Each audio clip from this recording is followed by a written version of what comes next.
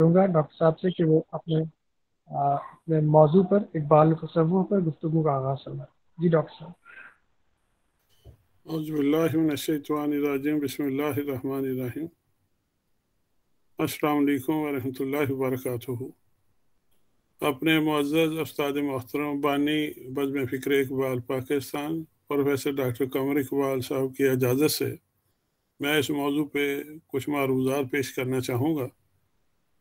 इजाज़त है सर। आज का हमारा मौजू है इकबाल और तसव्वुफ़। सबसे पहले मैं ये समझता हूँ कि तसव्वुफ़ से क्या मुराद है, इस पे हम कुछ गौर कर लें। तसव्वुफ़ की तारीफ़ें जो हैं, आप तसव्वुफ़ के हवाले से किताबें पढ़ेंगे तो बहुत सी तारीफ़ें की गई हैं तसव्वुफ़ की, और उन सब को बहैसियत मजमूई समझना बहुत मुश्किल काम है कि तसव्वुफ़ क्या है। मैं ये समझता हूँ चूँकि तसव्वुफ़ ऐसा इल्म है जिसका इंसान की शख्सियत से, इंसान और अल्लाह ताला के साथ उसके राब्ते से ताल्लुक़ है, तो पहले हम इस पे गौर कर लें कि इंसानी शख्सियत से क्या मुराद है। अल्लाह ताला ने तमाम रूहें पैदा फरमाई, उनसे अहद लिया, और हज़रत आदम अलैहिस्सलाम का पैकर खाकी अल्लाह ताला ने तैयार किया। उसमें अल्लाह ताला ने रूह फूंकी, फरिश्तों ने सजदा किया, इब्लीस सजदे से मुनकर हुआ। उसके बाद अल्लाह ताला ने अम्मा हवा जो हैं उन्हें पैदा फरमाया और बहिश्त में उन्हें कुछ शराइत के साथ रहने की इजाज़त अता फरमाई। अल्लाह ताला की कुदरत और हिकमत थी कि वहाँ जो है बज़ाहिर उनसे जो है कोताही हुई, लेकिन हकीकत में अल्लाह ताला अज़मत आदम ज़ाहिर करना चाहते थे और उन्हें ज़मीन पर भेजना चाहते थे। तो ज़मीन पर आमद हुई हज़रत आदम अलैहिस्सलाम की अम्मा हवा की, और इस तरह नस्ल इंसानी का सिलसिला शुरू हुआ।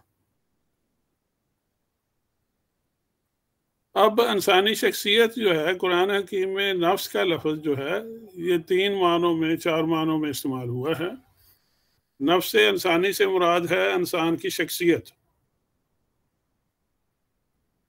जब इंसानी जिस्म जो है, जो माँ के पेट में परवरिश पाता है, उसमें रूह दाखिल की जाती है तो नफ्स इंसानी वजूद में आता है।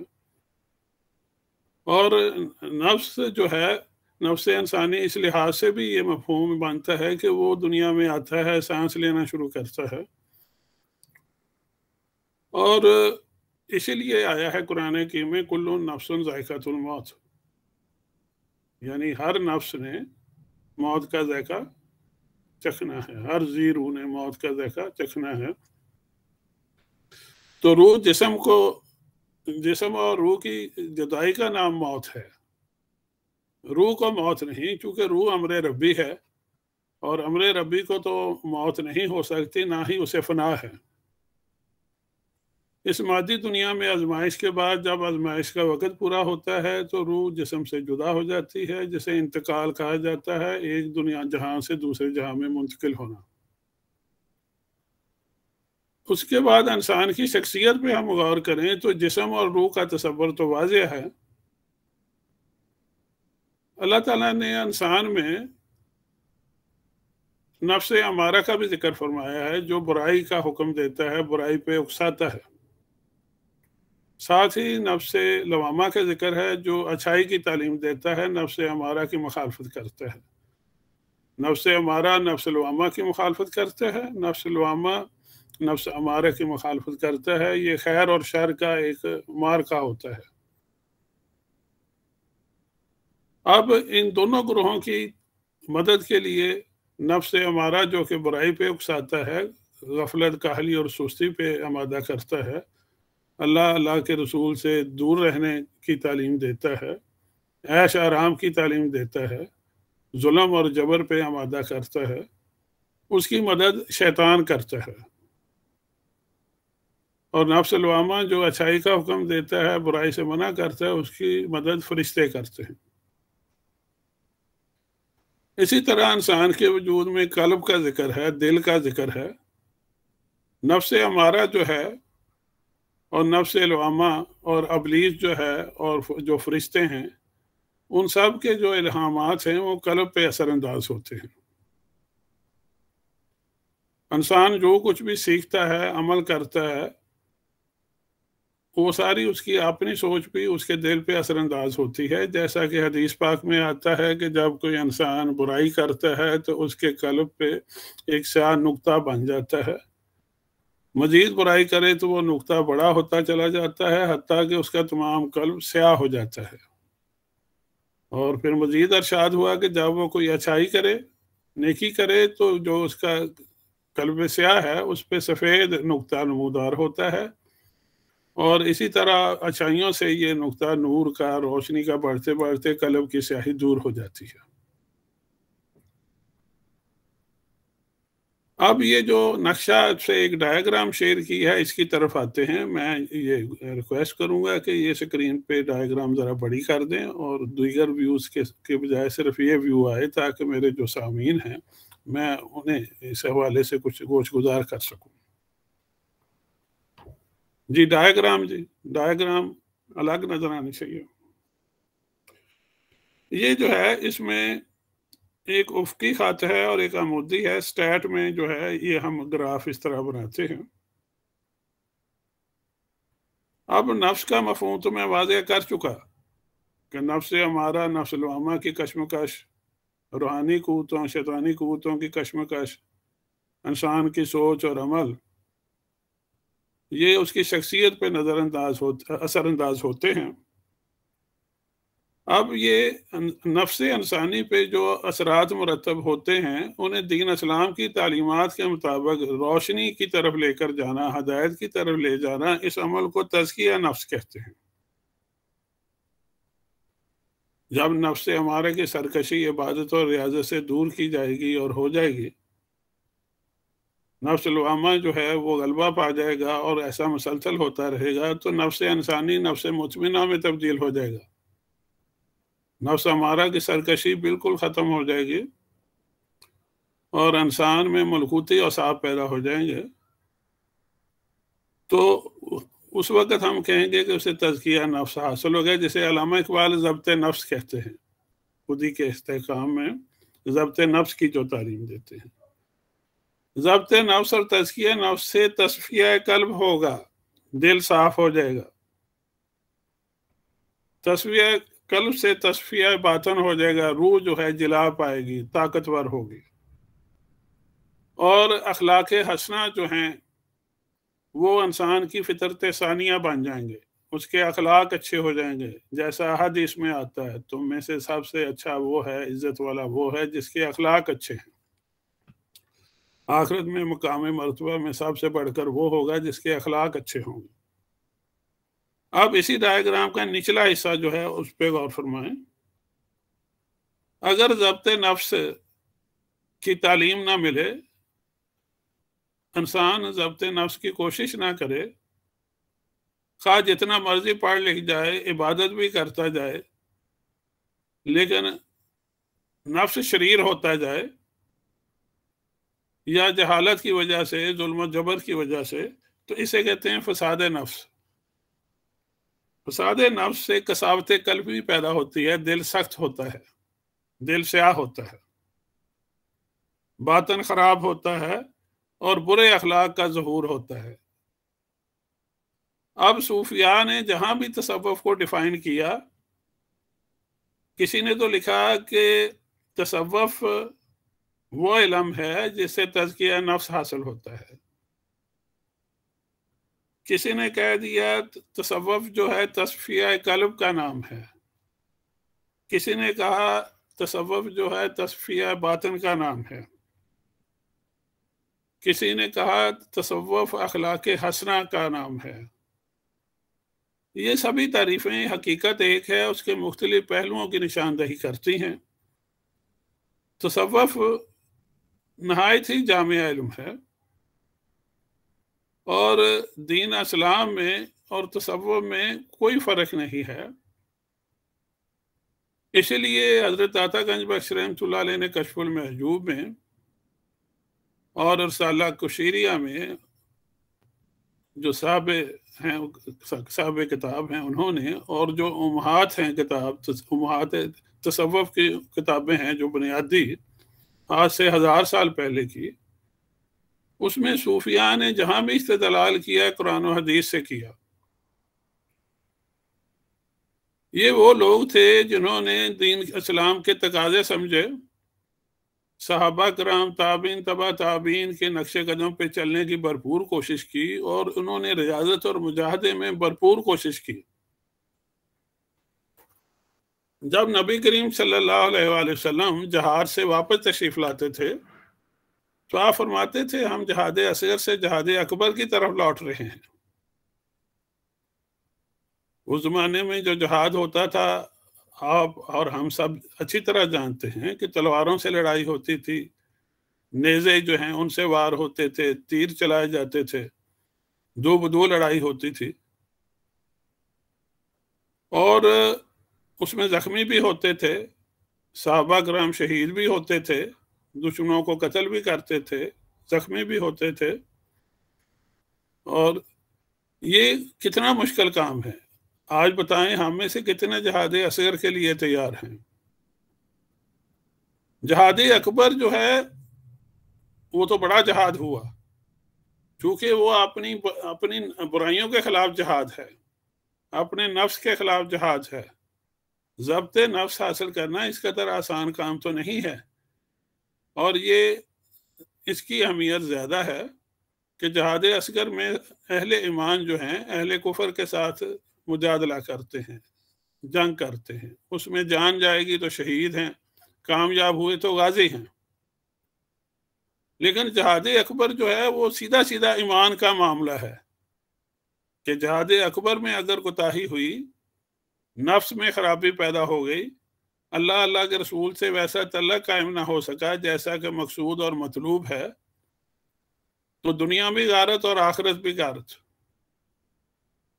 زندگی کے معاملے اس قدر سنگین ہیں کہ نبی کریم صلی اللہ علیہ وسلم جب کسی میت کو دیکھتے، کسی جنازے کو دیکھتے، کسی قبر پر تشریف لے جاتے تو اس قدر گریہ فرماتے تھے کہ وہ قبر کی مٹی آپ کے مبارک آنسوؤں سے تر ہو جاتی تھی۔ زندگی کا معاملہ اس قدر سنگین ہے کہ خلفائے راشدین جن کی عظمت اور جن کا جنتی ہونا، اور یہ بشارت ہے قرآن حکیم میں بھی اور نبی کریم صلی اللہ علیہ وسلم سے بھی، وہ بھی روتے تھے، کہتے تھے کاش میری ماں نے مجھے جنا نہ ہوتا۔ حضرت عمر فاروق رضی اللہ عنہ سے منسوب ہے، کاش میں مومن کے سینے کا بال ہوتا، کاش ہم گھاس پھوس ہوتے، ہمیں بکریاں کھا جاتی، جانور کھا جاتے۔ چونکہ انہیں شعور حیات تھا، انہیں پتا تھا زندگی کیا ہے، آزمائش کیا ہے، یہ دنیا کیا ہے، آخرت کیا ہے، قبر کیا ہے، حشر کیا ہے، ذات باری تعالیٰ کی عظمت کا انہیں ہم سے زیادہ ادراک تھا۔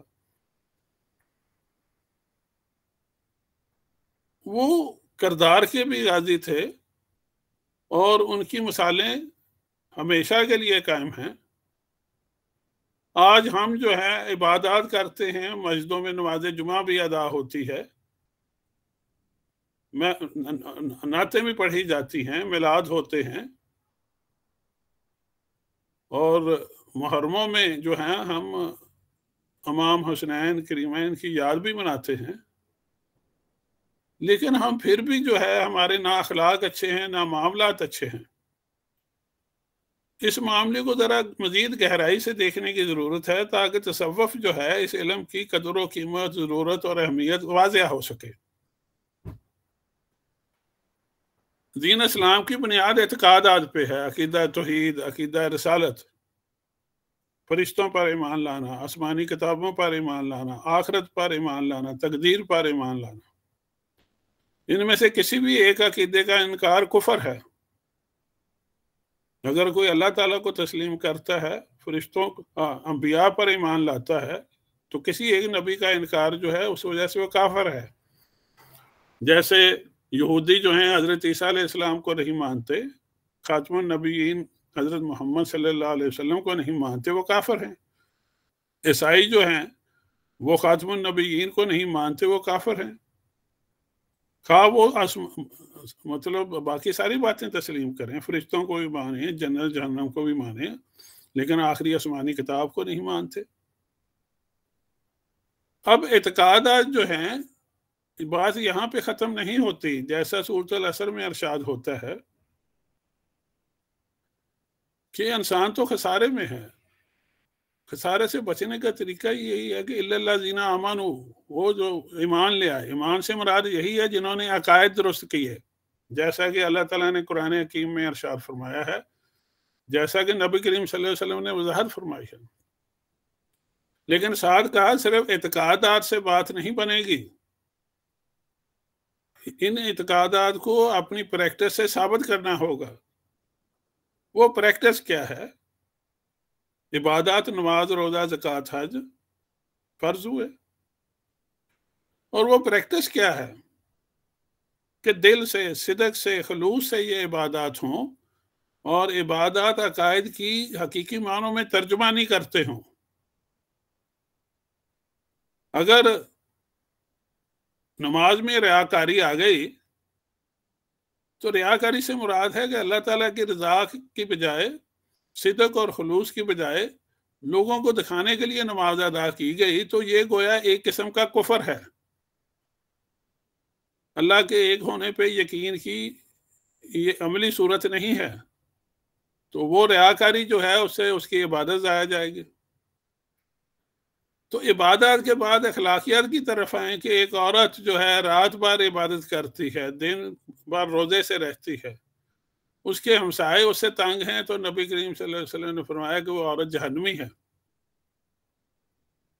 اب معاملات کی طرف آ جائیں، باہمی لین دین،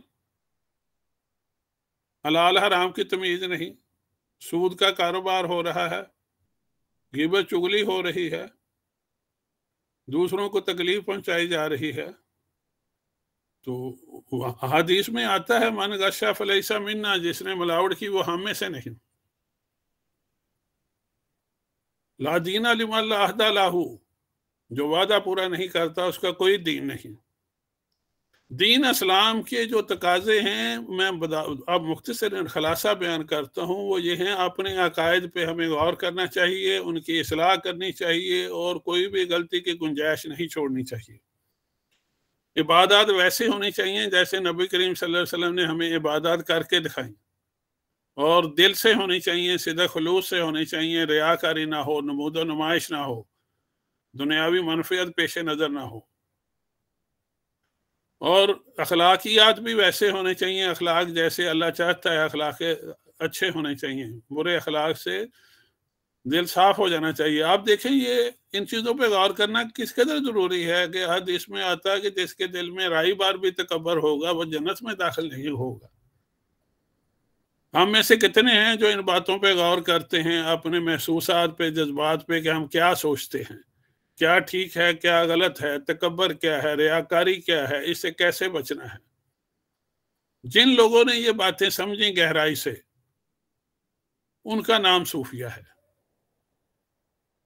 جنہوں نے نفس امارہ کی شرارت کو سمجھا، جنہوں نے شیطان کی شرارت کو سمجھا، جو مجاہدانہ طور پر اس میدان میں کود پڑے، جنہوں نے اپنا سختی سے محاسبہ کیا، جنہوں نے جہاد اکبر کو جہار سمجھ کے ریاضتیں کی، جنہوں نے اللہ سے، اللہ کے رسول سے اپنا عقیدت، محبت، معرفت، ادب و احترام کا رشتہ نبھانے کی کوشش کی، جنہوں نے مخلوق خدا کے ساتھ بلائی کی بھرپور کوشش کی، وہ صوفیاء ہیں۔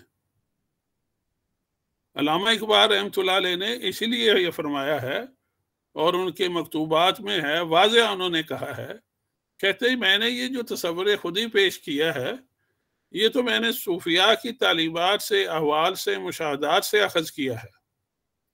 علامہ اقبال رحمۃ اللہ علیہ کو جو صوفیاء ہیں ان سے اس قدر محبت تھی، عقیدت تھی، کہ انہوں نے مولانا روم رحمۃ اللہ علیہ کو اپنا مرشد قرار دیا، ان کی تعلیمات کا جا بجا ذکر کیا، حضرت مجدد الافسانی رحمۃ اللہ علیہ کا بڑی محبت اور عقیدت سے ذکر کیا، حضرت نظام الدین اولیاء رحمۃ اللہ علیہ کا بڑی محبت اور عقیدت سے ذکر کیا، اور آپ یہ دیکھیں، حیرت کی بات ہے کہ مولانا روم علامہ اقبال سے تقریباً 670 سال پہلے گزرے۔ اب اس سوال کا جواب ہی اگر ہم تلاش کریں تو تصوف کی اہمیت واضح ہوتی ہے کہ 600 سال پہلے گزرے مولانا روم علامہ اقبال سے باتیں کر رہے ہیں، علامہ اقبال کو گائیڈ بھی کر رہے ہیں، علامہ اقبال انہیں مرشد بھی تسلیم کر رہے ہیں کہ پیر رومی خاک را اکثیر کرد، از غبارم جلوہ ہا تعمیر کرد، کہ میں راستے کی گرد و غبار تھا، میں غبارے راہ تھا، تو پیر رومی نے مجھے اکٹھا کیا، مجھے ایک شخصیت جو ہے میری شخصیت سازی کی، اور مجھے انہوں نے سراپا نور بنا دیا، ایک جلوہ بنا دیا، میں مٹی تھا مجھے سونا بنا دیا۔ تو یہ جو اتنا بودھ ہے زمانی صدیوں کا، یہ کیسے ختم ہوا، کیسے دور ہوا؟ وہ علم جو ہمیں اس سلسلے میں رہنمائی کرے گا کہ وہ فاصلے کیسے مٹے، وہ باتیں کیسے ہوئی، وہ تعلیم کیسے ہوئی، اس علم کا نام تصوف ہے۔ تصوف ایک کثیر پہلوی علم ہے۔ میں اپنا دوسری ڈائیگرام کی طرف آتا ہوں۔ پہلی ڈائیگرام اور تصوف کی ڈیفینیشن جو ہے اور جی مختلف جی تعریفیں، ان میں مطابقت قائم ہو گئی۔ اب دوسری ڈائیگرام وہی ہے جو پہلی ہے۔ اس میں یہ جب ایک بندہ خدا جہاد اکبر میں مشغول ہوتا ہے، نفس کی شرارتوں کو سمجھتا ہے، اپنے نفس سے نبرد آزما ہوتا ہے، اپنی خودی مستحکم کرنے کی کوشش کرتا ہے، اخلاق رذیلہ سے چھٹکارا پانے کی کوشش کرتا ہے، تو اس کی افکار، خیالات، محسوسات اور جذبات بہتر سے بہتر اور لطیف سے لطیف تر ہوتے چلے جاتے ہیں۔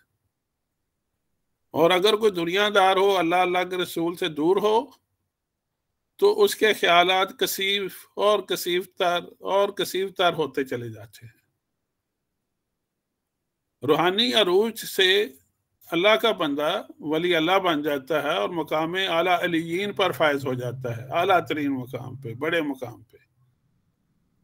اور جو اللہ سے دور ہوتا ہے، سرکشی کرتا ہے، وہ دور ہوتے ہوتے مقام اسفل سافلین پہ میں جا گرتا ہے، جہنم کے گڑھوں میں جا گرتا ہے۔ علامہ اقبال رحمۃ اللہ علیہ نے تصور خودی اسی صورت میں پیش کیا ہے۔ انہوں نے فرمایا ہے کہ اطاعت الہی، ضبط نفس، یہ دو چیزیں ضروری ہیں۔ اب اطاعت الہی سے مراد وہ لیتے ہیں اعتقادات درست ہوں، عبادات ویسے ہوں جیسے اسوہ حسنہ سے تعلیم ملی ہے، معاملات درست ہوں، اخلاقیات بہتر ہوں، اعلیٰ اخلاق ہوں، برے اخلاق سے چھٹکارا پائے جائے، اعلیٰ اخلاق سے خودی مستحکم ہوگی، جی بالکل، برے اخلاق سے خودی کمزور ہوگی۔ اسے انہوں نے شخصیت سازی کا عمل قرار دیا ہے۔ تو خودی سے مراد انسانی شخصیت ہے، خودی کے مستحکم ہونے سے مراد انسانی شخصیت کا مضبوط ہونا ہے، اور رذائل اخلاق سے، برے معاملات سے، برے عقائد سے خودی کمزور ہوتی ہے۔ اور علامہ اقبال رحمۃ اللہ علیہ نے اپنے تصور خودی جو ہے انہوں نے تصوف سے ہی اخذ کیا ہے، اور تصوف کو اپنے فلسفے اور فکر کی روح سے انہوں نے جدید صورت میں پیش کیا ہے، اور اس بات کا انہوں نے خود اقرار کیا ہے واضح الفاظ میں۔ میں یہاں کوٹیشن دیتا ہوں۔ علامہ اقبال کی جب اسرار خودی شائع ہوئی تو اس پہ تنقید ہوئی، مغربی مفکرین نے کی کہ یہ تو ان کی اپنی باتیں ہی نہیں ہیں، یہ نتشے کے افکار ہیں، یہ برعکساں کے افکار ہیں۔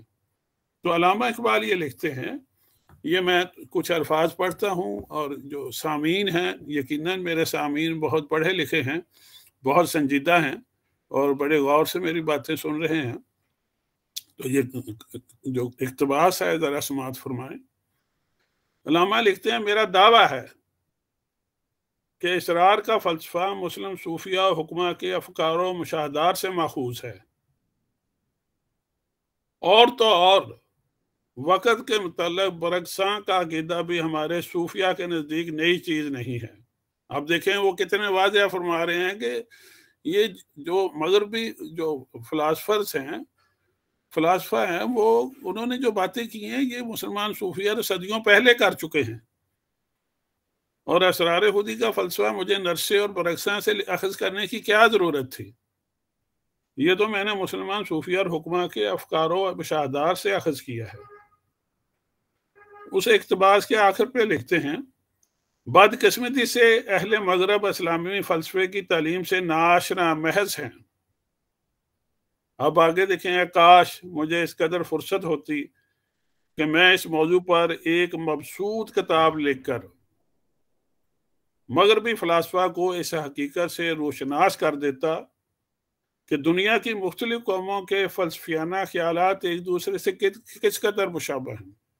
یہ جو آخری جملہ ہے، میں کہتا ہوں ادھر زیادہ توجہ کی ضرورت ہے کہ علامہ نے خود تسلیم کیا ہے کہ اگر افکار و خیالات اور تصورات میں مشابہت ہو تو اس سے یہ نہیں کہا جا سکتا کہ یہ ایک دوسرے سے اخذ کیے گئے ہیں۔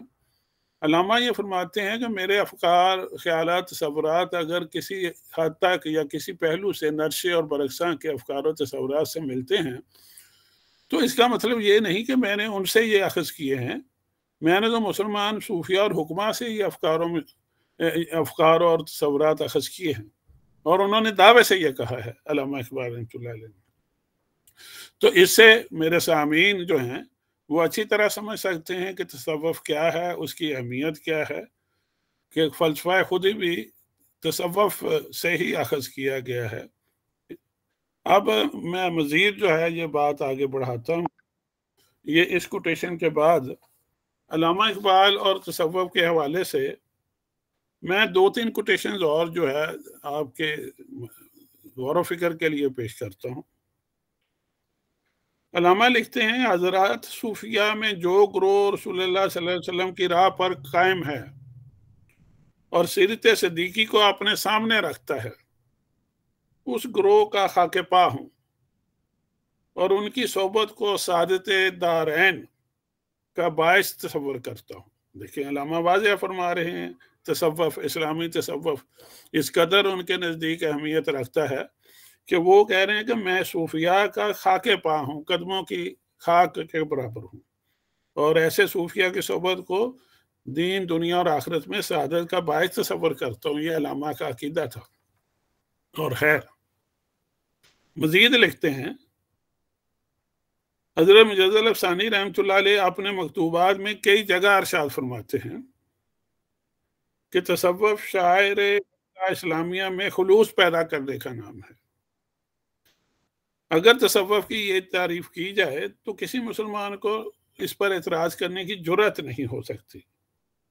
راکم الحروف یعنی علامہ خود لکھتے ہیں اپنے بارے میں، اس تصوف کو جس کا نسب العین شاعر اسلام میں مخلصانہ استقامت پیدا کرنا ہو، عین اسلام جانتا ہے اور اس پر اعتراض کرنے کو بدبختی اور خسران کا مترادف سمجھتا ہے۔ اب دیکھیں واضح علامہ اقبال اسلامی تصوف کے قائل ہیں، اور اسلامی جو مسلم صوفیہ ہیں ان کی عظمت کے قائل ہیں اور ان کی اہمیت بیان فرما رہے ہیں۔ اب علامہ فرماتے ہیں، آخری عمر میں فرمایا کرتے تھے، میں نے اپنے نظریہ حیات فلسفیانہ جستجو سے حاصل نہیں کیا، زندگی کے بارے میں ایک مخصوص زاویہ نگاہ ورثے میں مل گیا تھا۔ بعد میں نے عقل و استدلال کو اسی کے ثبوت میں صرف کیا۔ علامہ تو فرما رہے ہیں کہ مجھے جو فلسفہ ہے، یاد ہے، مجھے اپنے گھر سے مل گیا تھا، قادری خاندان سے مل گیا تھا، اپنے والد محترم سے شیخ نور محمد سے مل گیا تھا۔ میں بچپن میں ہی یہ باتیں سنتا آیا ہوں۔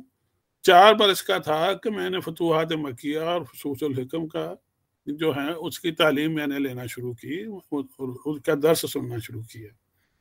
مجھے باپ سے جو ملا، میں اس بات کا قائل ہو گیا ہوں کہ 1000 کتب خانے ایک طرف اور باپ کی نگاہ شفقت ایک طرف۔ اقبال اور تصوف کے حوالے سے میں نے سب سے پہلے تصوف کی تعریف بیان کی، اس کی مختلف تعریفوں میں تطبیق کی، اور پھر تصور خود علامہ نے کہاں سے اخذ کیا، اور پھر علامہ کے نزدیک اسلامی تصوف اور صوفیاء کی اہمیت اور عظمت کیا ہے وہ میں نے بیان کرنے کی کوشش کی ہے۔ اور مزید آگے ایک ڈائیگرام میں پیش کرتا ہوں جس سے تصوف کی اہمیت مزید واضح ہوتی ہے۔ جی زین صاحب اگلی ڈائیگرام کائنڈلی۔ یہ دیکھیں غور سے، یہ دائرہ علوم تصوف ہے، یہ میری کتاب ہے نور عرفان، یہ تینوں صفحات وہاں سے میں نے لیے ہیں، کوئی پڑھنا چاہے تو PDF کتاب مل جائے گی۔ اس کے اندر کا جو دائرہ ہے، اس کا جو کور سبجیکٹس ہیں تصوف کے، تصوف کی جن پہ بنیاد ہے، وہ ہے علم القرآن، علم الحدیث اور علم الفقہ۔ آپ کشف المحجوب پڑھ لیں، کتاب اللمعہ پڑھ لیں، رسالہ کشیریہ پڑھ لیں، عوارف المعارف پڑھ لیں، مکتوبات مجدد الافسانی رحمۃ اللہ علیہ پڑھ لیں، آپ ہر جگہ دیکھیں گے کہ صوفیہ نے استدلال قرآن و حدیث سے کیا ہے اور فقہ کی پاسداری کی ہے، حتیٰ کہ فقہا جو ہیں وہ ان کی زہد و تقوی اور ان کی معرفت کے سامنے دنگ رہ گئے اور عاجز ہو کے رہ گئے۔ اس کے بعد تصوف کا جو علم ہے، اس میں علم النفس ہے۔ میں نے جو علم النفس ہے اس سے مراد کیا انسانی شخصیت کا علم۔ اس میں نفس کیا ہے، قلب کیا ہے، روح کیا ہے، نفس امارہ کیا ہے، نفس لوامہ کیا ہے، نفس مطمئنہ کیسے جو ہے بنتا ہے، ان کی آپس میں کوآرڈینیشن کیا ہے، وہ سارا اس علم میں آتا ہے۔ اب علم ما بعد النفسیات ہے اور ما بعد الطبیعات، وہ بھی تصوف کا حصہ ہیں۔ علم مراقبہ، علم الکلام، علم الخواطر، خاطر کی جمع خیالات کیوں پیدا ہوتے ہیں، خیالات میں تمیز کیسے ہوگی، ان خیالات کی مدد سے منزل کی نشاندہی کیسے ہوگی، علم محبت، علم الحال، حال، کیفیت، احوال کیا ہیں، علم التفسیر، یہ اور اس سے بھی زیادہ علوم جو ہیں وہ دائرہ علوم تصوف میں شامل ہیں، اور اس کے بغیر علم تصوف کو نہ سمجھا جا سکتا ہے اور نہ پریکٹس کی جا سکتی ہے۔ آپ بتائیں، یونیورسٹیز میں، کالجز میں کوئی ہے ایسا علم جو انسان کو انسان کی پہچان کرائے؟ کوئی ہے ایسا علم جو یہ تعلیم دے کہ اللہ اور بندے کے ساتھ روحانی تعلق کیسے قائم ہوگا؟ کوئی ہے ایسا علم جس سے گائیڈ لائن ملے، گائیڈنس ملے کہ وہ ویریفیکیشن کیسے ہوگی کہ اللہ کے رسول کے ساتھ جو تعلق ہے وہ ویلڈ ہے، ریلائبل ہے؟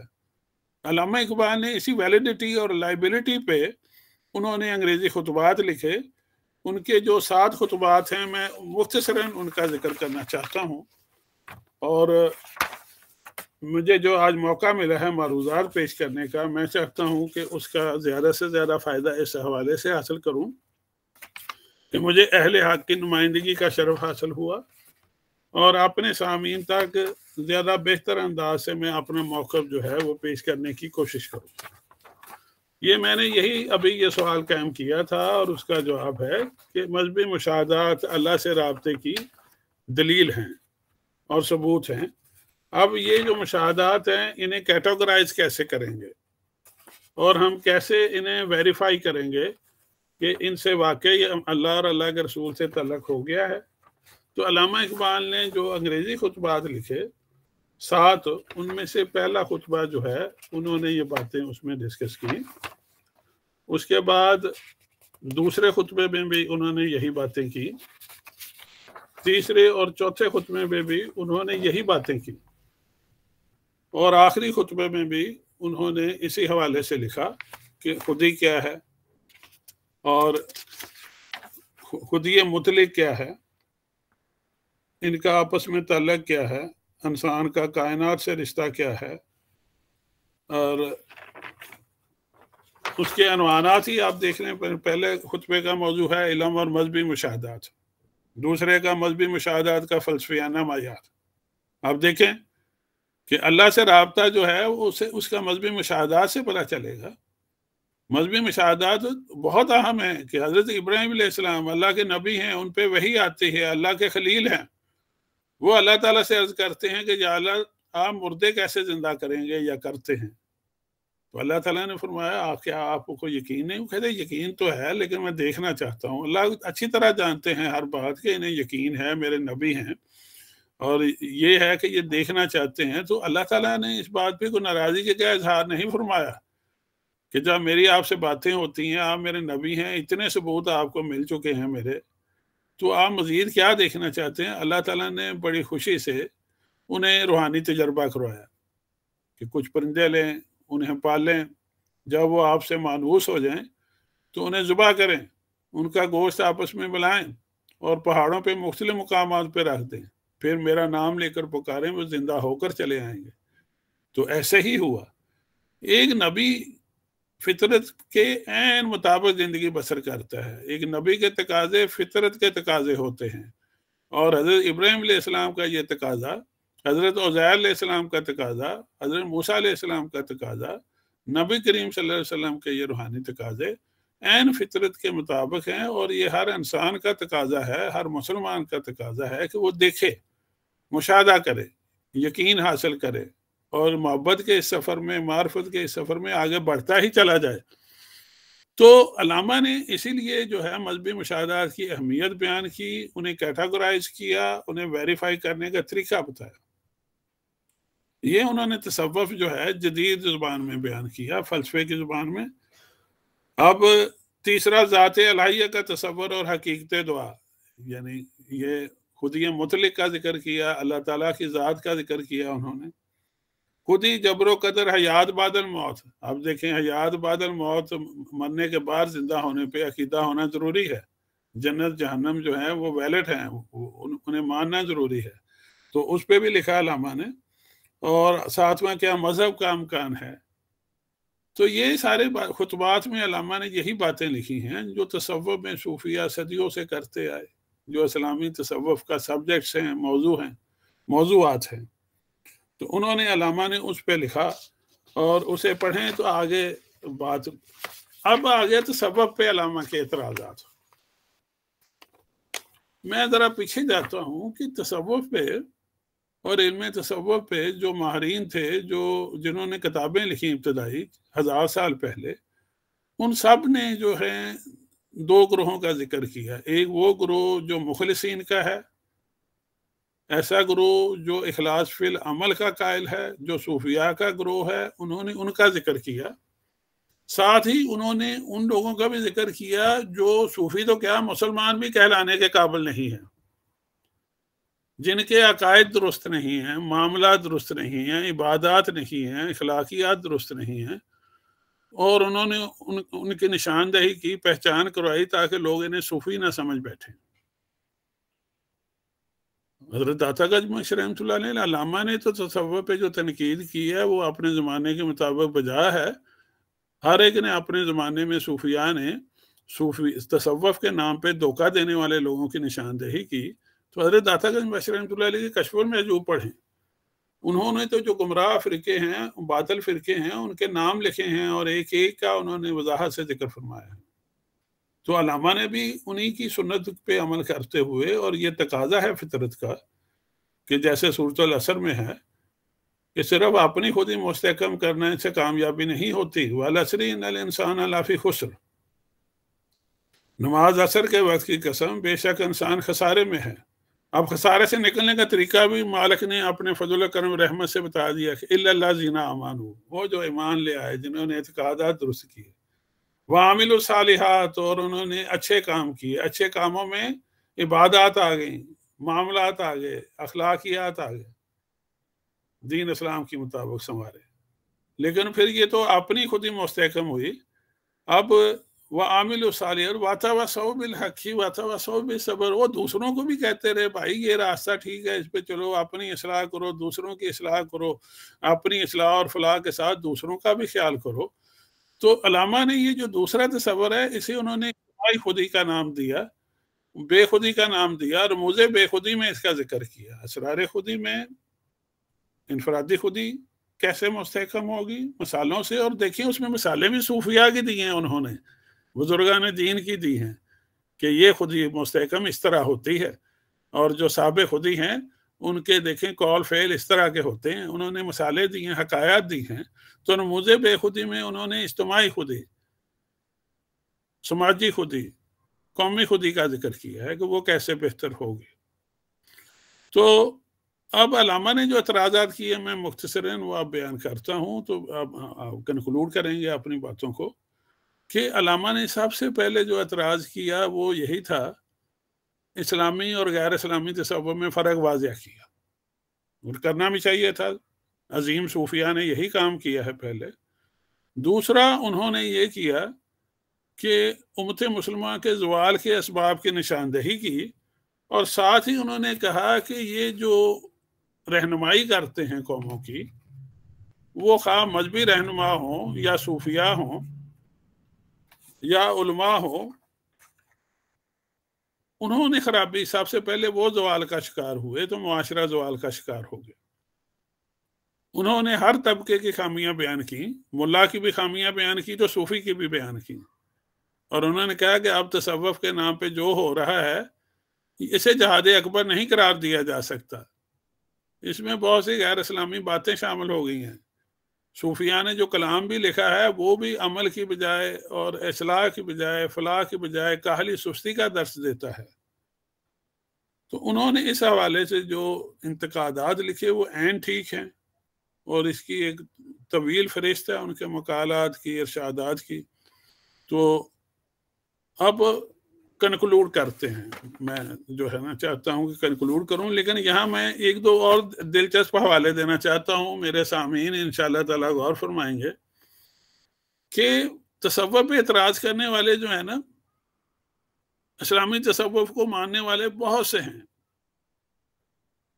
इनकार करने वाले बहुत थोड़े हैं, और वो ऐसे लोग हैं कि वो कुरान हकीम को भी शक की निगाह से देखते हैं, अहादीस को भी शक की निगाह से देखते हैं, कई मुनकरीन हदीस हैं, कई कुरान हकीम को तावील से अपनी मर्जी का मफहूम देने की कोशिश करते हैं, कई लफ्ज़ों के खेल खेल के लोगों को गुमराह करना चाहते हैं और करते हैं। तो वो मुखालफिन का जो ग्रोह है, एक तो वो है जो मानता है लेकिन कुछ मशरूत, और ज़्यादातर उनका रुझान है कि ये बेकार इल्म है। पहला तो वो है जो 100% इसकी अफादियत का कायल है, इसे रूह इस्लाम तसव्वुर करता है, मानता है और प्रैक्टिस भी करता है। दूसरा ग्रोह वो है कि जो इसे मानते हैं लेकिन किसी हद तक शराइत के साथ, और इसे दीन इस्लाम का कुछ हिस्सा मानते हैं कि यह है, कुछ कहते नहीं हैं। तीसरे वो हैं जो किसी सूरत तसव्वुफ के कायल ही नहीं हैं, वो बिल्कुल इनकार पे तुले हुए हैं, वो किसी भी दलील के कायल नहीं, उनकी यही दलील है कि तसव्वुफ जो है ये इस्लामी इल्म ही नहीं है, गैर इस्लामी इल्म है, और उससे हवाले ढूंढ कर लाते हैं दीगर मज़ाहब से। अच्छा, अब मैं एक हवाला पेश करता हूँ, सामीन ज़रा गौर से वो हवाला सुने तो मुझे ये बताएं कि इससे क्या आइडिया मिलता है। ये भगवत गीता का हवाला है, भगवत गीता 6वां अध्याय सफ़ा 45, हिंदुओं की किताब का हवाला है, सुने। उसमें लिखा है, इंसान अपनी तरक्की आप ही करे, अपने आप को गिरने ना दे, क्योंकि इंसान खुद ही अपना दोस्त या खुद ही अपना दुश्मन है। अल्लामा का तसव्वुर खुद ही नहीं है, ये देखें भगवत गीता में लिखा हुआ है। आगे सुने, जिसने अपने आप को जीत लिया वही खुद अपना दोस्त है, लेकिन जो अपने आप को नहीं पहचानता वो खुद अपने साथ दुश्मन का सा सलूक करता है। आप ये अल्फाज आपने समाज फरमाए तो अलामा का कलाम पढ़ें, वो जो अपने मन में डूब के पाजा सुरागे जिंदगी है, तो वो कहाँ से आया। अब ये जो मुशाबहत है इस फलसफे की, को देखेगा तो कह देगा कि अलामा ने भगवत गीता से लिया। नहीं, इसकी हकीकत जो है उस पर गौर करें मेरे भाई। अल्लाह ने इंसान की फितरत में ये रखा है कि वो अल्लाह को जाने और पहचाने, और जानने और पहचानने की कोशिश करे। अल्लाह ताला ने इंसानों के साथ राब्ते के लिए अंबिया भेजे और आसमानी किताबें भेजी। ये अल्लाह ताला का एक राब्ते का मुस्तनद तरीन जरिया था और रहा है और है। अल्लाह ताला ने अपने पैदा किए हुए किसी को भी, इंसान को तन्हा नहीं छोड़ा। अल्लाह ताला ने उसकी शारक से राब्ता रखा, उसकी रूह और दिल से राब्ता रखा, उसके अंदर नफ्स लवामा पैदा किया, और फरिश्ते भी उस पर मुकर्रर किए जो उसके दिल में इल्हामात पैदा करते हैं, ख्यालात पैदा करते हैं, उसे गाइड करते हैं। और इस इल्म का नाम तसव्वुफ है। ये हजरत आदम अलैहिस्सलाम के ज़माने से بلکہ ان کی دنیا مطلب جسم خاکی کے وجود میں آنے سے پہلے جب روحیں پیدا ہوئیں یہ تب سے یہ شروع ہوا علم، وہ بھی تصوف میں اس کی تعلیم ہے، اور کہ انسان کی ابتدا کیا ہے، مساق اول کیا ہے جو روحوں نے اللہ تعالیٰ سے وعدہ کیا تھا، اور تو وہ سارا علم تصوف کا حصہ ہے۔ تو حضرت آدم علیہ السلام سے روحانیت کی تعلیم شروع ہوئی، اور تمام انبیاء کرام جو بھی تعلیمات دیتے رہے، جب مخلصین عبادت کرتے تھے، اپنے اخلاق سنوارتے تھے، معاملات اچھے کرتے تھے، تو اللہ کی ذات انہیں معرفت عطا فرماتی تھی، اللہ تعالیٰ کی ذات ان کے اندر دل میں باطن میں روشنی پیدا کرتی تھی، اور اللہ تعالیٰ ان سے مکالمہ بھی کرتے تھے الہام کی صورت میں، اور اسے اپنے شارع کے قریب ہونے، اس کے دل میں موجود ہونے کا ثبوت دیتے تھے، اور اسے ہی ہدایت کہتے ہیں جو ہم سورۃ فاتحہ میں ہر نماز میں ہر رکعت میں طلب کرتے ہیں، اہدنا الصراط المستقیم، ہدایت سے۔ اس علم کا نام روحانیت ہے۔ اب جو وقت گزرتا گیا، انبیاء کی تعلیمات جو ہیں وہ لوگ اس سے ہٹتے گئے تو مختلف مذاہب سامنے آئے، لیکن اصل انسانی جو فطرت ہے کہ وہ اللہ کو جانے اور پہچانے، اس کی روح سے وہ عبادتیں ریاضتیں اپنے طریقے سے کرتے رہے، تو انہیں روشنی بھی ہوتی رہی، قدرت گائیڈ بھی کرتی رہی، لیکن چونکہ ان کے عقائد درست نہیں تھے تو قدرت نے انہیں ان پہ چھوڑ دیا کہ صحیح راستہ یہ ہے، اور یہ دیکھو میں نے تمہیں روشنی دی ہے تو میں نے باتیں بھی کی ہیں، جسے الہام کہتے ہیں۔ یہ وہ وحی نہیں جو صرف نبیوں پہ آتی تھی، میں اس الہام کا ذکر کر رہا ہوں جو زمین پر بھی ہوتا ہے، آسمانوں پر بھی ہوتا ہے، شاید کی مکھی پر بھی ہوتا ہے، میں اس الہام کا ذکر کر رہا ہوں، ہر انسان کو بھی ہوتا ہے۔ وہ الہام دو طرح کا ہے، ایک شیطانی اور دوسرا رحمانی۔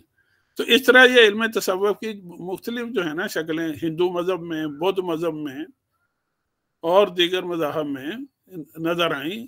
انہیں ہم روحانیت نہیں کہتے، انہیں روحیت کہتے ہیں۔ صوفیاء نے اس کا بھی ذکر کیا ہے اور اس کی نفی کی ہے کہ اگر کسی سے اس طرح کے واقعات ظاہر ہوں جو بظاہر سمجھ نہ آئیں تو انہیں کرامات تصور نہ کیا جائے، وہ استدراجات ہیں، وہ لوگ اللہ کے منکر ہیں، لیکن اللہ نے اپنی نشانیاں دکھانے کے لیے ان پہ یہ باتیں ظاہر کی ہیں، اپنے دلائل ان کے سامنے اللہ نے پیش فرمائے ہیں۔ اسے کہتے ہیں استدراجات، اور روحیت اسے روحانیت نہیں کہتے۔ ان میں ڈسٹنگوش کرنا ضروری ہے، روحانیت میں اور روحیت میں۔ میں نے جو ڈائیگرام پہلے دو پیش کی اس میں روحیت اور روحانیت کے میں نے ذکر کیا ہے کہ جو اخلاق اچھے ہوں گے روحانیت ہوتی جائے گی، اور جو اخلاق بگڑیں گے تو روحانیت کی جگہ پہ روحیت آ جائے گی، شیطان باتیں کرے گا، شیطان گائیڈ کرے گا، شیطان گمراہ کرے گا۔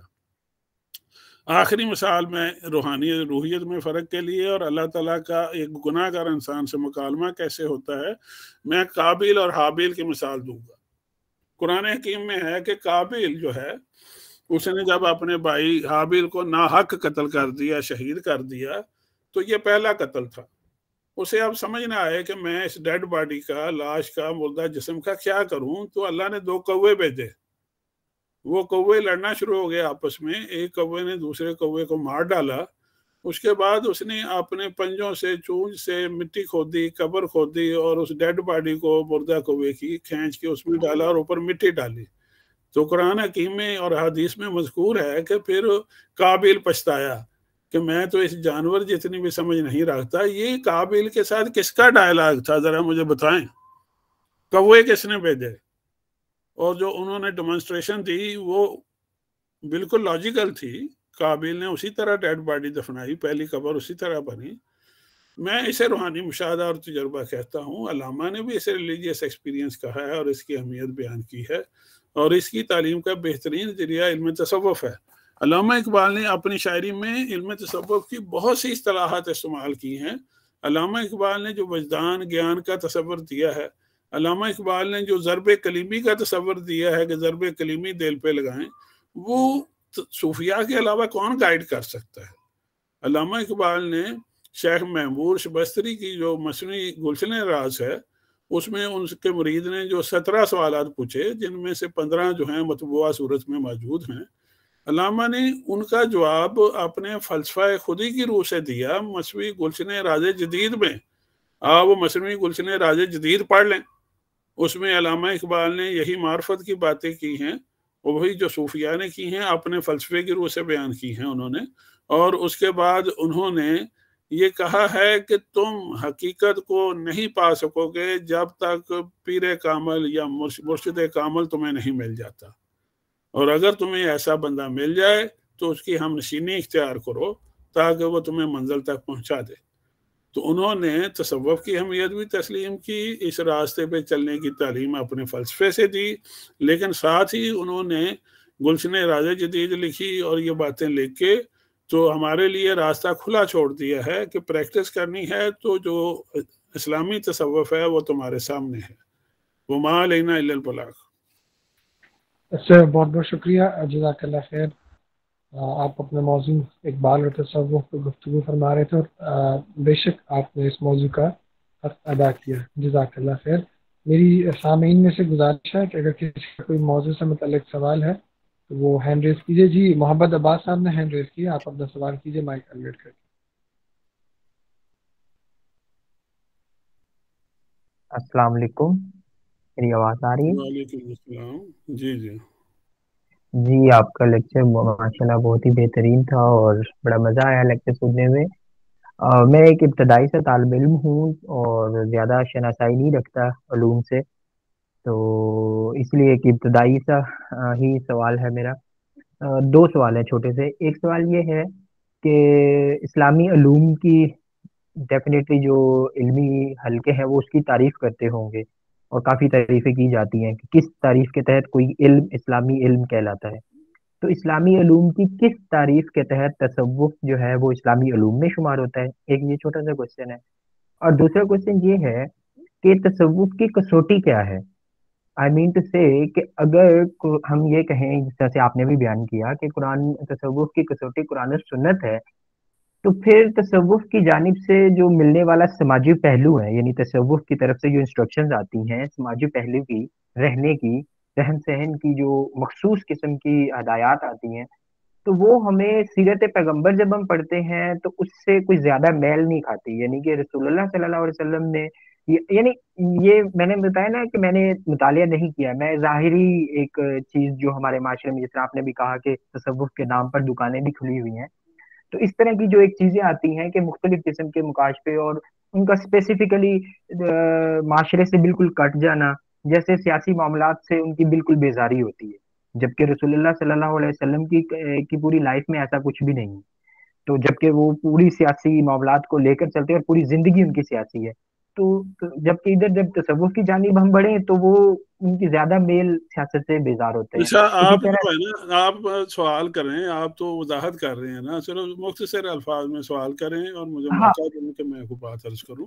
میں اس سوال کو اگر میں بالکل وہ کروں، کمپیکٹ کروں، تو وہ یہ ہے کہ تصوف کو وے آف لائف، یعنی جو تصوف وے آف لائف دیتا ہے وہ آیا قرآن و سنت سے میل کھاتا ہے یا نہیں کھاتا ہے؟ یہ میں نے آپ سے پوچھنا ہے، یعنی میں تو صحیح سے جانتا نہیں ہوں، اس لیے یہی کوشچن ہے۔ اچھا جی، لمبا ہو اب یہ دیکھیں، پہلے تو موضوع ہے میرا اقبال اور تصوف۔ میں نے اس حوالے سے علامہ اقبال کے ویوز بیان کیے، اقتباسات آپ کو پڑھ کے سنائے، اور وہ اتھینٹک ہیں، ریفرنسز موجود ہیں، اساتذہ بھی موجود ہیں اس بزم میں، وہ سمجھتے ہیں اچھی طرح۔ دوسرا جی یہ تھا کہ تصوف کیا ہے، الحمدللہ میں نے بڑی وضاحت سے بیان کیا، اور جی اسلام اور تصوف کا تعلق بھی میں نے یہ بیان کیا کہ اسے نام تصوف دیا گیا ہے، یہ حضرت آدم علیہ السلام کے زمانے سے لے کے اب تو قیامت تک لوگ روحانیت کی تلاش میں رہیں گے، روح کی تلاش میں رہیں گے، دل کیا ہے، نفس کیا ہے، اللہ کے رسول سے رابطے کے لیے وہ کوششیں کرتے رہیں گے۔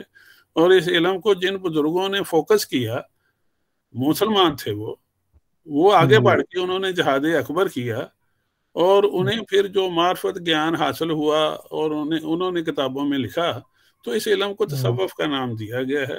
اچھا، یہ مجھے بتائیں کہ بہت سے ایسے علوم جو ہیں اسلامی ڈسپلن میں سامنے آئے جن کے عہد رسالت میں نام تک بھی نہیں تھے، جی بالکل ان ایسے کی ہی ہے، جیسے افادیت کے پیش اسلام۔ ان کی افادیت کے پیش نظر ہم تسلیم کرتے ہیں، جیسے علم بالکل الحدیث ہے، جی علم التفسیر ہے، علم صرف جی ہے، علم نحو ہے۔ اسی طرح جو ہے نا، جو گروہ جیسے شعبے میں اسپیشلائز کر گیا، उस हवाले जी से उनका नाम उन्हें ना एक नाम दे दिया गया, एक डिसिप्लिन डेवलप हो गया। तो ये नया डिसिप्लिन नहीं है तसव्वुफ। ये जी जी देखिए तसव्वुफ के लिए जो है ना, इसे ये नाम ही दें, इसे दीन इस्लाम ही नाम दे लें। और सूफी को सूफी ना कहें, अलामा उसे मर्द मोमन कहते हैं, मर्द कामिल कहते हैं। तो जी नाम बदलने से फर्क नहीं पड़ता। असल में आप उस हदीस पाक पे गौर करें कि हम जहाद असगर से जहाद अकबर की तरफ लौट रहे हैं। और किसी भी मौजू से इंसाफ करने के लिए ज़रूरी है, हमारा ज़ौक़ तहकीक तो बिल्कुल ही ख़त्म हो गया ना, हमें तो ज़ौक़ तहकीक है ही नहीं है, हम तो रवायात पे इन्हिसार करते हैं ना। उधर जी देखें जो अहले मगरब हैं वो काफर हैं, वो दुनियादार हैं, उन्हें आखिरत की फिक्र नहीं है, उनमें बहुत खराबियां हैं अकायद के लिहाज से। लेकिन आप देखें वो जब वो तहकीक करने निकलते हैं, वो देखना चाहते हैं कि कोबरा सांप कैसा होता है, तो वो सांप के बिल में घुस जाते हैं और हाथ भी डाल देते हैं कि कोबरा देखते हैं कि कैसे डंग मारता है। हम हैं कि सिर्फ किताबों की दुनिया में गुम हैं, जो किसी ने कह दिया, इधर से सुन लिया उधर से सुन लिया और एक जहन बना लिया। सूफिया के साथ रहें, सूफिया की तालीमात पे अमल करके देखें। हज़रत निज़ामुद्दीन औलिया रहमतुल्लाह अलैह, उनकी खानकाह में 24 घंटे जो है खाना पकता था और गरीबों, यतीमों, मस्कीनों, मुसाफिरों में तकसीम होता था। उन्होंने अपने लांगरी को ताकीद कर रखी थी, ख्वाजा इकबाल जो सुबह लंगर खाने में मौजूद हो शाम तक तकसीम कर दो और झाड़ू फेर दो, और जो शाम को आए सुबह तक तकसीम कर दो। और वो खुद खाना नहीं खाते थे, बैठे रहते थे फाके से। और जब मरीज कहता हजरत खा लें, तो वो कहते थे नहीं, इन्हें खिलाओ। ये सूफी थे मेरे भाई, ये इन्होंने खिदमत खलक की। आप इन्हें कह रहे हैं ये बेकार लोग थे। ये जो है मखलूक का ख्याल करते थे, जो भी वसायल इन्हें मिलते थे उनकी खातर वक़फ़ करते थे। बस्ती ये निज़ाम के करीब एक गांव था, उसे आग लग गई, झोंपड़ियां जल गई। तो ख्वाजा निज़ामुद्दीन औलिया रहमतुल्लाह अलैह ने हर एक घर को इतने पैसे भेजे कि वो नया घर बना ले। और जब तक उन्होंने झोंपड़ियां तामीर नहीं की, उनके घरों में सुबह शाम खाना जाता रहा। This is what is being done in Türkiye today, कि तुर्की में जल्जला आया तो हुकूमत उन्हें घर दे रही है, उन्हें खाना दे रही है। यही तो तसव्वुफ है। वो सिर्फ बातें नहीं करते रहे, उन्होंने अमली जिंदगी। मुझे ये बताएं वो कौन सूफी था जिसने जो मुगलिया हुक्मरान है, बादशाह हैं, अकबर के दीन अकबर को चैलेंज किया, जहांगीर को चैलेंज किया? वो को मौलवी थे? वो हज़रत अफसानी रहमतुल्लाह अलैह थे, वो सूफी थे और दरवेश थे। आप ये बताएं वो कौन दरवेश था जिसने अकबर बादशाह की बुलाने पे भी उसके दरबार में ने गया, उसने कहा फकीर को बादशाह से क्या काम, बादशाह को फकीर से काम है तो खुद चला आए। और बादशाह फिर वहां का सफर करके वहां पहुंचा, वो हजरत मियाँ मीर रहमतुल्लाह अलैह थे। तो सूफिया को पढ़े हैं भाई, तहकीकी किताबें पढ़ें, आप तारीख मशाइख चिश्त का मुतालिया करें, आप फिर तसव्वुफ को अपना के देखें, अपनी दिल की दुनिया देखें कि इस राह पे चलने से और इन सूफिया की गाइडलाइन में मुजाहदे करने से, मुराकबे करने से आपके अखलाक बेहतर होते हैं या नहीं होते? आप वो अल्लाह अल्लाह के रसूल को दिल में महसूस करते हैं या नहीं करते? आपका जो बातन है वो रोशन होता है या नहीं होता? और आप हर मैदान में आगे बाजी लेकर जाते हैं या नहीं जाते? तो भाई मैं तो इस्लामी तसव्वुफ की बात कर रहा हूँ। और उसे जो है ना, हम ऐसे ऐसे बुजुर्गों की आनत हासिल है कि जिन्होंने अपने अपने दौर में जो है ना, उन्होंने सियासत के मैदान में भी बड़ी खिदमत सर अंजाम दी है। ये शेख अली सरंदी जो हैं, जरा उनका पढ़े। सैयद अली उस्मान जो है कश्मीर में हुए हैं, उन पे PhD के 5-6 मकाले हो गए हैं। ये वही बुजुर्ग हैं जिन्होंने मरीजों से कहा था कि 40 मरीजों ने दावत की, उन्होंने कहा एट ए टाइम मैं 40 के घर आऊंगा। और 40 के घर में एट ए टाइम गए, सबको नजर आए, खाना भी खाया, और हर घर में एक फारसी में गजल लिखी और इनकी 40 गजलें किताबों में मौजूद है। ये वो थे जो हुक्मरानों की आंखों में आंखें डालकर कहते थे कि तुम जालिम हो, तुम जुल्म ना करो, और उन्हें सही गाइडलाइन देते थे। मौलाना रूम रहमतुल्लाह अलैह भी मकतूबात लिखते रहे बादशाहों को। ये आप उनकी हिस्ट्री पढ़ें, वो सिर्फ खानकाहों तक महदूद नहीं थे। उन पे एक ये भी इल्ज़ाम है कि उन्होंने मस्जिद के मुकाबले में खानका बना ली। भाई अपना अपना जाविया निगाह है, आप इस तरह क्यों नहीं कहते कि उन्होंने जहाँ खानका बनाई वहाँ मस्जिद भी बनाई, मदरसा भी बनाया? انہوں نے وہاں تعلیم کا اہتمام. آپ الٹ کہہ رہے ہیں, آپ یہ کہہ رہے ہیں کہ انہوں نے مسجد کے مقابلے پہ خانقاہ بنا لی. ذرا آپ قدیم خانقاہیں دیکھیں کہ خانقاہ ہے تو ساتھ مسجد بھی ہے, مدرسہ بھی ہے. انہوں نے ہر شعبہ زندگی میں انہوں نے خدمت کی بھرپور کوشش کی. تو اسلامی تصوف سے مراد یہ ہے میرے بھائی کہ دین اسلام میں جو اعتقادات عبادات کے تقاضے ہیں وہ پورے کیے جائیں, عبادات صرف رسم و رواج نہ بن کر رہ جائیں. اور علامہ اقبال رحمۃ اللہ علیہ نے بھی اس پہ زور دیا ہے کہ رہ گئی رسم اذاں روح بلالی نہ رہی, فلسفہ رہ گیا تلقین غزالی نہ رہی. علامہ نے تصوف پہ جو اعتراض کیے ہیں وہ تصوف پہ نہیں ہیں, وہ ان گمراہ لوگوں پہ ہیں جو تصوف کی نمائندگی کی صورت میں اپنی دکانداریاں بنا لی, جنہوں نے جو اللہ اللہ کے رسول سے دور ہیں. تو ان کے اعتراضات عجمی تصوف پہ تھے, غیر اسلامی تصوف پہ تھے, دنیا دار لوگوں پہ تھے, گمراہ لوگوں پہ تھے, اسلامی تصوف پہ نہیں تھے. اور اسلامی تصوف روح اسلام ہے. آپ کو صوفی کہلائے نہ کہلائے, اگر وہ اللہ اللہ کے رسول کے قریب ہے اور جو میں نے باتیں کی ہیں صوفیاء کا شعار رکھتا ہے تو وہ صوفی ہے. علامہ اقبال نے ایک سائنسدان کو بھی صوفی قرار دیا ہے, کہتے وہ جو تجربہ گاہ میں بیٹھا ہے, حقیقت کی تلاش میں ہے, دل میں یہ جذبہ ہے کہ مخلوق خدا کی خدمت کروں یا کوئی بات مجھے سمجھ آ گئی, وہ بھی صوفی ہے. ایک تاجر بھی صوفی ہو سکتا ہے. القاسب حبیب اللہ رزق حلال کمانے والا اللہ کا دوست ہے. تو اس سلسلے میں مطالعہ ہمیں وسیع کرنے کی ضرورت ہے. بہت شکریہ. جی جی سوال اچھے تھے, اس سے اور بات واضح ہو گئی. میری درخواست ہے کہ جوابات ذرا مختلف کیونکہ لوگ جو بہت سے سوالات کرنا چاہتے ہیں, بہت سے لوگوں کے ہاتھ کھڑے ہیں. جی جی کریں بس. جی سر بہت شکریہ. اگلا سوال اللہ دیتا صاحب نے ہینڈ ریز کیا, آپ کیجیے سر. السلام علیکم ورحمۃ اللہ وبرکاتہ. ماشاء اللہ سر, آپ نے بہت اچھی باتیں کی. سر میرا سوال یہ ہے کہ سر عصر حاضر میں جو تصوف ہے اس کی ایسی کون سی جہت ہے جس پر کام کرنا ضروری ہے تاکہ مروجہ جو تصوف ہے اس کی تطہیر کا سامان مہیا ہو سکے؟ سبحان اللہ سبحان اللہ, بہت اچھا سوال ہے بھائی. میں حیران رہ گیا کہ ہمارے بزرگوں نے کتاب لکھی ہے, طب نبوی پہ کتابیں لکھی گئی ہیں.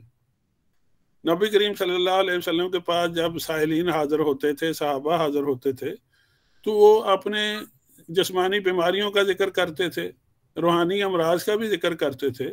تو نبی کریم صلی اللہ علیہ وسلم انہیں دم فرما دیتے یا کوئی آیت کریمہ پڑھنے کا تلقین فرماتے تھے, اور یا کسی جڑی بوٹی کا استعمال, شہد کا استعمال, زیتون کا استعمال ارشاد فرما دیتے تھے. تو اس علم کو مدون کیا گیا طب نبوی کے نام پہ.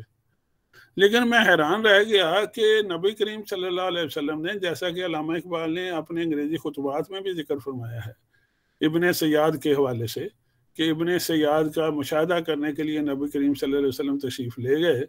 تو ابن سیاد یہودی بچہ تھا, وہ بڑبڑاتا رہتا تھا اور وہ کہتا تھا کہ مجھ پہ نا پیغام آتا ہے اللہ کی طرف سے, اور وہ مشہور تھا, لوگ اسے دیکھنے جاتے تھے, عجوبہ تھا اس دور میں.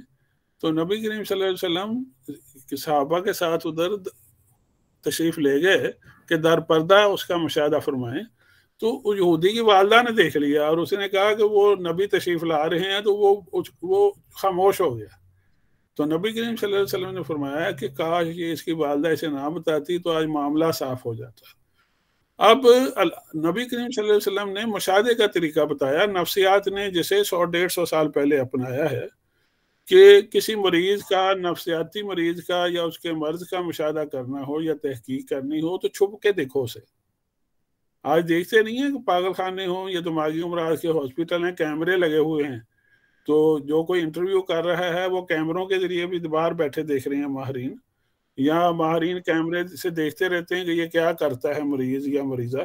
تو یہ مشاہدہ کا طریقہ ہے, خارجی مشاہدہ کہ دیکھنا دور رہ کے, اور اس میں مریضہ کو نہ پتہ چلے. طب نبوی میں اسے شامل نہیں کیا گیا. دس از کال اسلامک سائیکالوجی.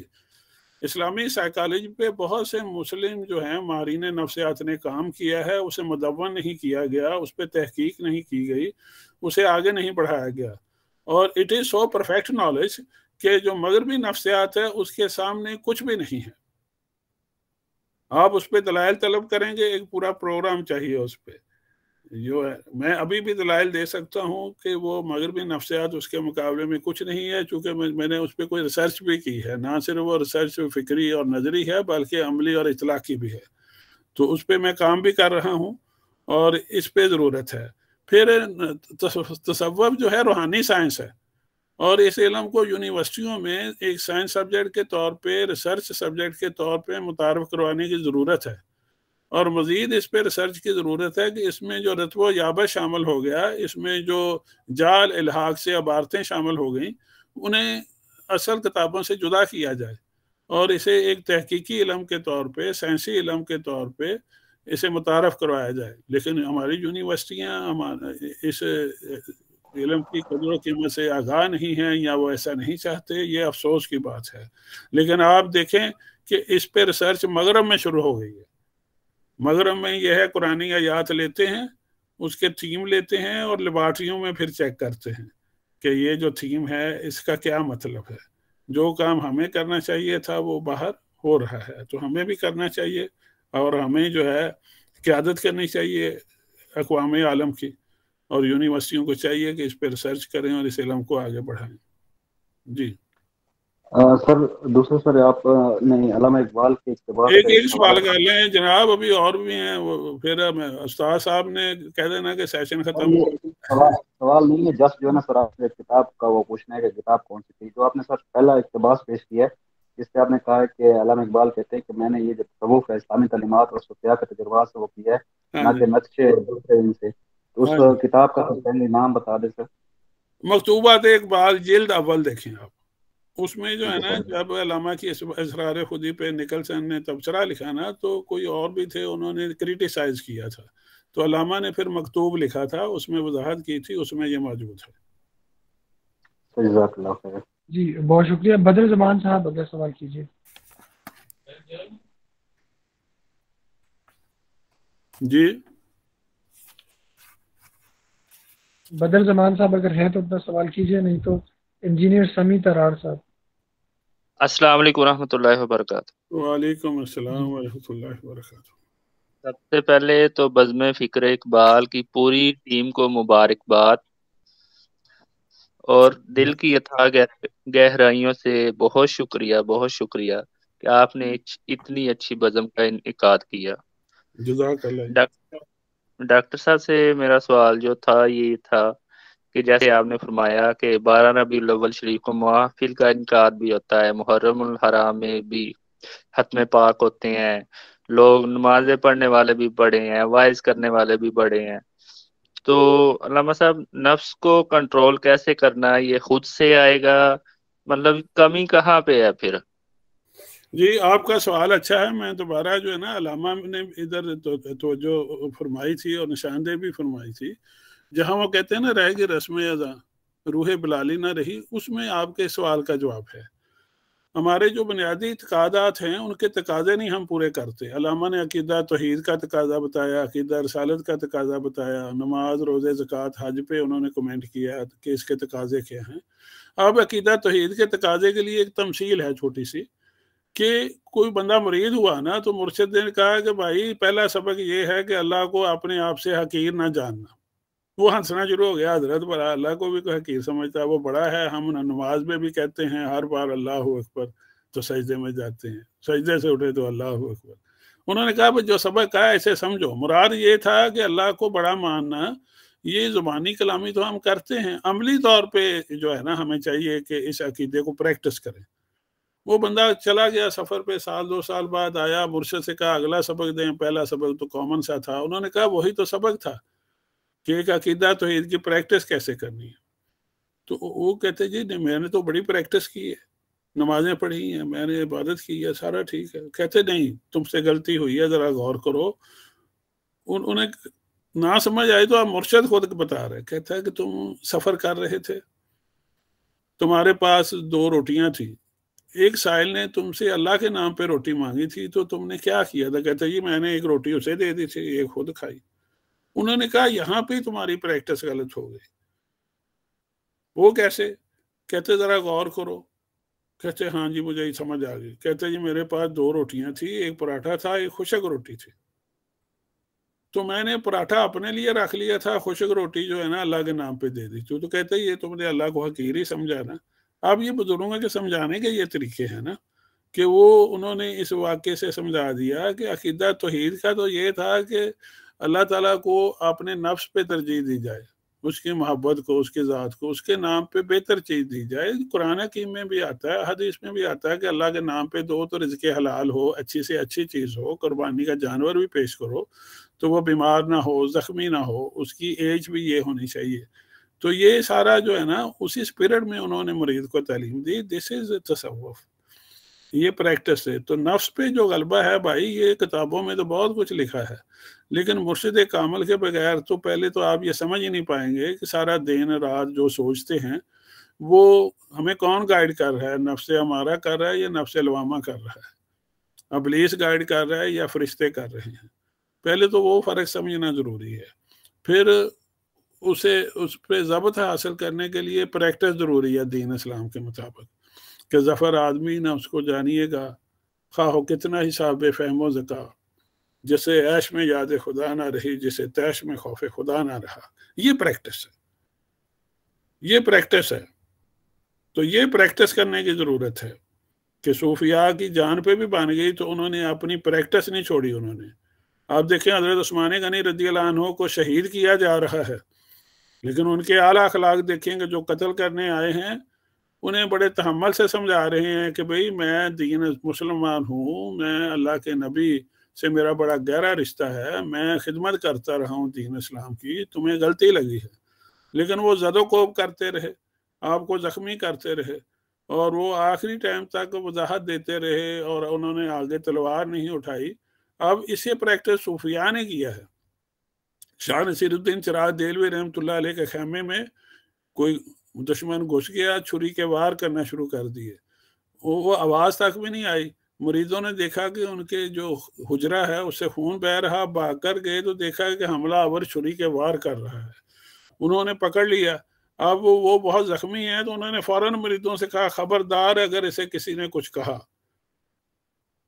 ये खंजर के वार कर रहा था, अगर इसके हाथ से जख्मी हो गए हैं तो मरहम पट्टी कर दो, इसे कुछ पैसे दे दो कि रुखसत कर दो, मैंने अल्लाह की रजा के लिए इसे माफ़ किया, तुम भी इसे माफ़ करो और कोई इस पे गिरफ्त ना करे। ये देखें, ये सूफ़ी वही है जो असवा हसना की पैरवी करे, सूफ़ी वही है जो खुलफाए राशिदीन के रास्ते पे हो, सूफ़ी वही है जो कुरान और हदीस की तालीमात पे अमल करके दिखाए।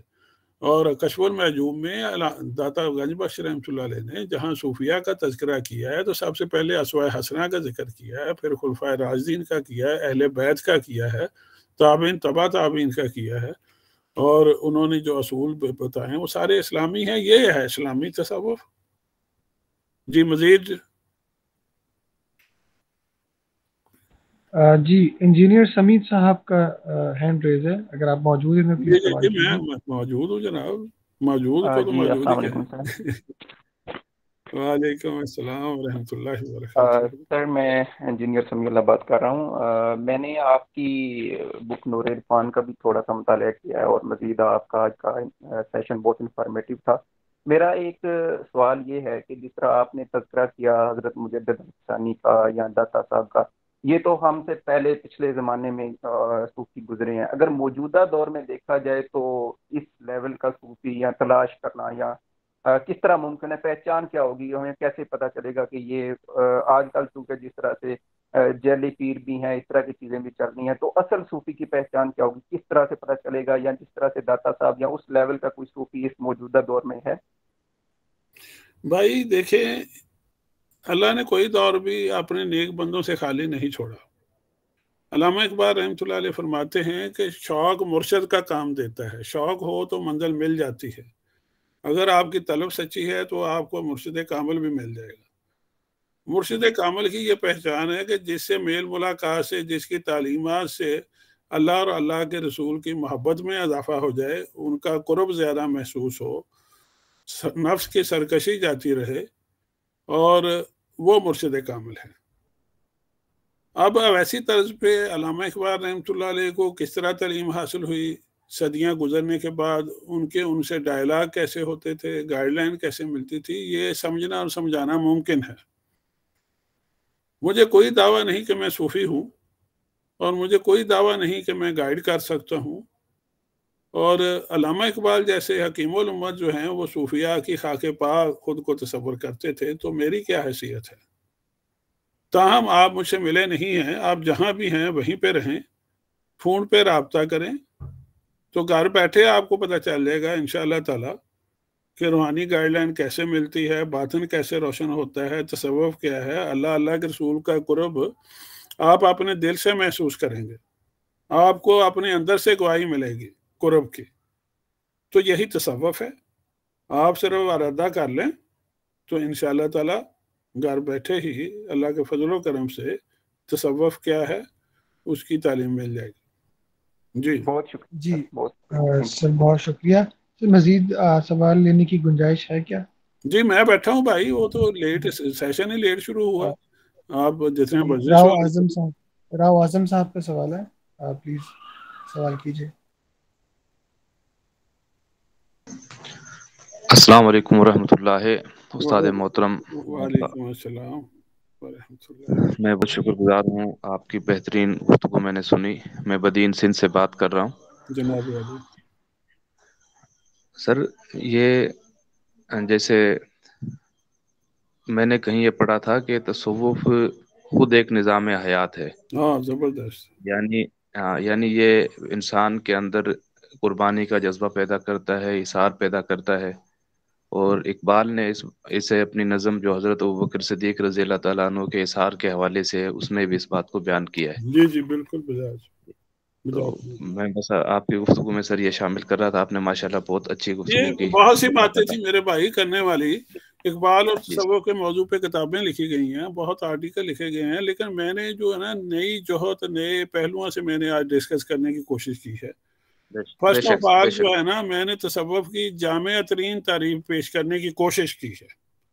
میں یہ نہیں کہتا کہ میں کامیاب ہوں، لیکن آپ سکالر ہیں، آپ تصوف پہ کتابیں پڑھیں، میری ڈیفینیشن آپ سامنے رکھیں، ریکارڈنگ ہے، آپ کتابیں پڑھ کے پھر میری ریکارڈنگ سنیں۔ تو تصوف کو جس پہلو سے بھی کسی نے بات کی ہے میں نے انہیں مربوط صورت میں پیش کرنے کی کوشش کی ہے۔ صحیح۔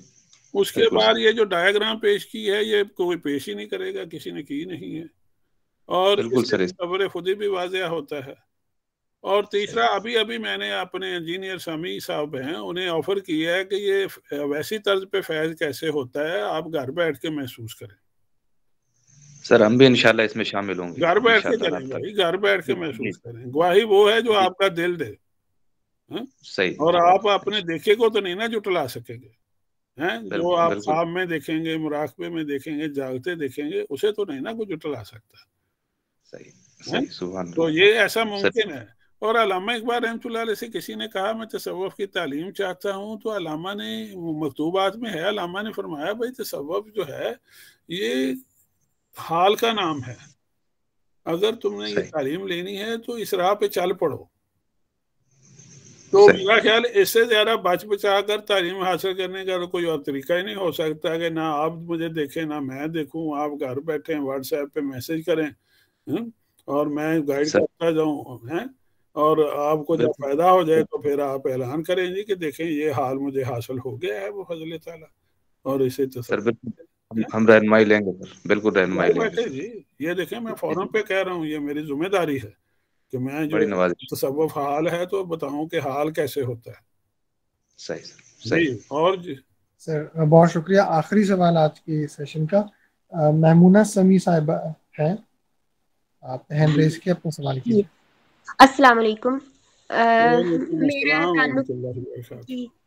میرا نام میمونہ ہے اور میں یونیورسٹی آف سیالکوٹ سے ہوں۔ حال ہی میں نے اپنا تھیسس مکمل کیا ڈاکٹر محمود علی انجم بطور اقبال شناس پہ، اور ابھی میں یہ آج کا سیشن بڑا معلوماتی تھا، اور جب میں اپنا مقالہ لکھ رہی تھی تو مجھے بہت زیادہ شوق پیدا ہوا اقبال شناسی میں، اور علامہ اقبال کو جاننے کے حوالے سے، اور ڈاکٹر محمود علی انجم صاحب کی جب میں نے دیگر کتابیں پڑھیں تو مجھے تصوف اور روحانیات میں بہت زیادہ دلچسپی پیدا ہوئی۔ اور آج کا لیکچر بھی بڑا ہی مفید ثابت ہوا ہے، اور میں چاہوں گی کہ مزید بھی اس طرح کے لیکچر ہوں۔ بہت شکریہ، میں رائے بس دینا چاہ رہی تھی۔ اس میں آپ کو انٹریکشن بھی ہے آپ کا میرا فون پر، اور روحانیت کے حوالے سے آپ کو اللہ کے فضل و کرم سے کچھ نہ کچھ مشاہدہ بھی ہے، حالانکہ ملاقات نہیں ہوئی، یہ آپ یاد کریں گی تو پتہ چل جائے گا۔ جی سر، بہت بہت شکریہ، بہت شکریہ، جزاک اللہ۔ میں آخر میں ڈاکٹر قمر اقبال صاحب سے گزارش کروں گا کہ شکریہ کے چند کلمات ادا فرما دیں۔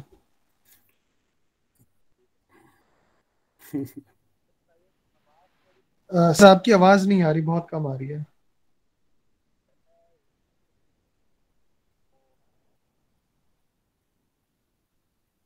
بھائی شکریہ تو مجھے ادا کرنا چاہیے بزم فکر اقبال کے فورم کا، جی اختتامی کلمات سر، معذرت، اختتامی اور کلمات۔ آپ کا بھی شکریہ ادا کرنا چاہیے۔ جی اصل میں آج شکریہ کسی کو بھی ادا نہیں کرنا چاہیے، کیونکہ آج ساری گھر کی بات ہے۔ میزبان جو ہوتے ہیں زین صاحب، جو سارا یہ اہتمام کرتے ہیں، جن کی وجہ سے یہ کورس چل رہا ہے، بلکہ میں یہ کہوں کہ یہ بزم چل رہی ہے ان کے سر پر، تو یہ بے جا نہیں ہوگا۔ وہ بھی ظاہر بزم کے جوائنٹ سیکرٹری ہیں، اور آج کا لیکچر دینے والے جو ہیں، آج کلاس جنہوں نے لی ہے، وہ بزم کے مرکزی نائب صدر بھی ہیں اور لاہور شاخ کے صدر بھی ہیں، اور جس نے اختتامی کلمات کہنے ہیں وہ بھی فقیر آپ کے سامنے ہے، سب جانتے ہیں۔ تو